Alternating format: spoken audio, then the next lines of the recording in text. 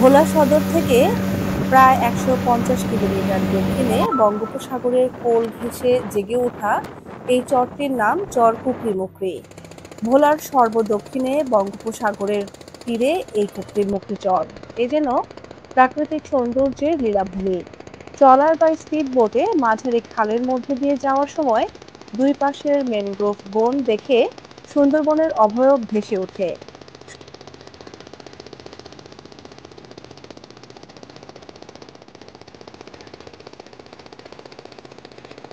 মেঘনার বিশাল বুক থেকে বয়ে গিয়ে খালটি পড়েছে বঙ্গোপসাগরে।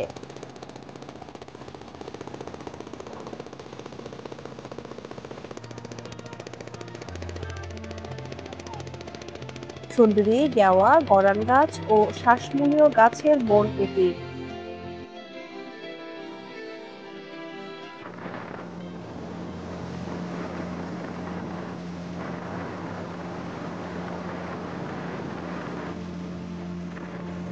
একসময় এই চরে অনেক বেশি কুকুর ও ইঁদুর, যেগুলোকে স্থানীয়দের ভাষায় মেকুর বলা হয়।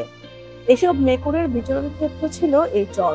সেই থেকেই স্থানীয়রা এই চরকে চর কুকরিমুকরি বলতে শুরু করলো।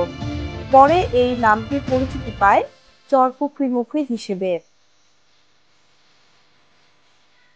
বেশ খানিকটা জলপথ পাড়ি দিয়ে আমরা পৌঁছে যাই চর কুকরিমুকরি।